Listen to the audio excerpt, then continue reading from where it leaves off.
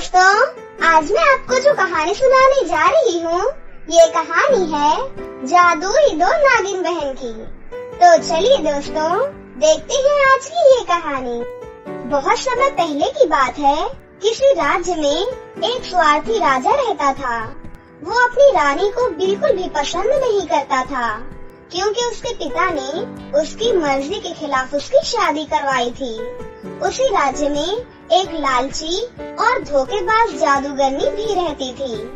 जब जादूगरनी को पता चलता है कि राजा अपनी रानी को नापसंद करता है, तो वो इस बात का फायदा उठाने का मन बना लेती है और धीरे धीरे अपनी सुंदरता के दम पर राजा को अपनी ओर आकर्षित कर लेती है।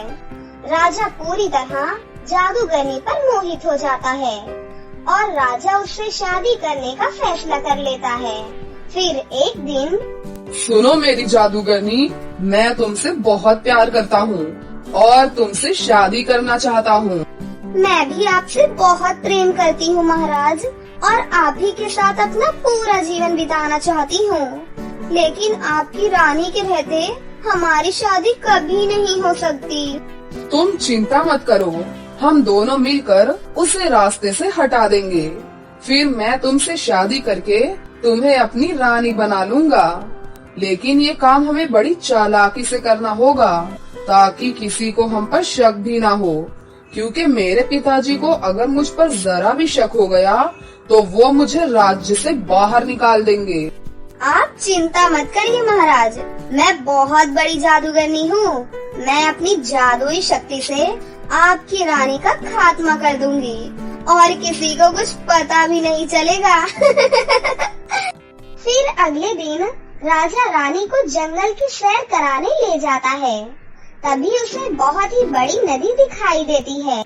अरे वाह, ये नदी तो बहुत ही खूबसूरत है। चलो उस नाव में बैठकर नदी की सैर करते हैं। ये सुनकर रानी बहुत खुश हो जाती है और राजा के साथ नाव में बैठकर नदी की सैर करने लगती है। लेकिन तभी पेड़ के पीछे छिपी जादूगरनी अपनी जादुई शक्ति से उस नदी में तूफान प्रकट कर देती है, जिस वजह से नाव उलट जाती है और रानी पानी में बह जाती है। राजा उसी वक्त तैरकर नदी के किनारे चला जाता है, लेकिन रानी को तैरना नहीं आता था।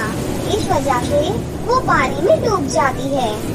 रानी को मरता हुआ देख राजा और जादूगरनी बहुत खुश होकर वहाँ से चले जाते हैं। लेकिन दूसरी तरफ उस नदी में दो जादुई नागिन बहनें रहती थीं। वो दोनों रानी को बचाकर अपने घर ले जाती हैं। उन दोनों बहनों को उनकी जादुई शक्ति से राजा की सारी सच्चाई पता चल जाती है। वो राजा और जादूगरनी बहुत ही दुष्ट हैं। उन्होंने अपने फायदे के लिए इस बेचारी को जान से मारने की कोशिश की है। सच में तुम्हारा पति तो बहुत ही बुरा और बहुत जालिम है। हाँ, तुमने सही कहा। मैं उससे बहुत प्यार करती थी, लेकिन उसने मुझे धोखा दिया है। अब मैं उसके पास कभी वापस नहीं जाऊंगी। तुम चिंता मत करो बहन, अब से तुम हमारे साथ रहोगी। अब कोई भी तुम्हारा कुछ नहीं बिगाड़ पाएगा। रानी को उन दोनों बहनों का स्वभाव बहुत ही पसंद आता है और वो उनके साथ रहने लगती है। दूसरी तरफ राजा महल में रानी के नदी में डूब जाने की बात सबको बता देता है और कुछ ही दिनों के बाद वो जादूगरनी से शादी कर लेता है। इस तरह जादूगरनी वहाँ की रानी बन जाती है। लेकिन फिर एक दिन राजा और जादूगरनी जंगल में शिकार कर रहे थे कि तभी उन दोनों की नजर रानी पर पड़ती है। अरे, इसे तो हमने जान से मार दिया था, लेकिन ये अभी तक जिंदा है। इतनी गहरी नदी में डूबकर भी ये कैसे बच गई? चाहे कोई भी वजह हो, लेकिन ये हमारे लिए बहुत बड़ा खतरा है। चलो इसे इसी वक्त जान से मार देते हैं। फिर वो दोनों फौरन रानी के सामने पहुंच जाते हैं। उन्हें देखकर रानी घबरा जाती है। पिछली बार तो तू नदी में डूबने से बच गई थी, लेकिन इस बार मैं तुझे अपने हाथों से मारकर हमेशा के लिए तेरा किस्सा खत्म कर दूंगी। देखो, मुझे तुम दोनों से कोई मतलब नहीं है। आखिर मैंने तुम्हारा क्या बिगाड़ा है? मुझे मेरी जिंदगी जीने दो और चुपचाप यहाँ से चले जाओ। नहीं नहीं, जब तक तू जिंदा है मैं चैन से जी ही नहीं सकता, इसीलिए तेरा मरना जरूरी है।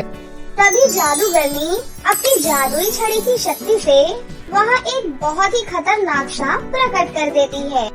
चल मेरे गुलाम, इस रानी को मार कर खा जा। लेकिन जैसे ही वो सांप रानी को मारने के लिए आगे बढ़ता है कि तभी वहाँ पर दोनों नागिन बहनें आ जाती हैं। पहली नागिन उस सांप को बड़ी सी रस्सी से बांध देती है, लेकिन वो सांप बहुत ही शक्तिशाली था। वो उसी वक्त रस्सी को तोड़ देता है और अपने मुंह से आग उगलने लगता है। ये देखकर दोनों बहनें पीछे हट जाती हैं। तुम लोग मेरा कुछ नहीं बिगाड़ सकती, ये बहुत ही ताकतवर है। अब ये रानी के साथ साथ तुम दोनों को भी जान से मार देगा।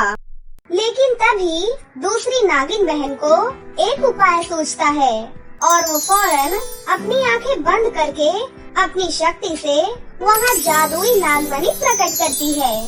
जादुई नागमणि को देखकर सांप शांत हो जाता है और वहाँ से जंगल की ओर भाग जाता है।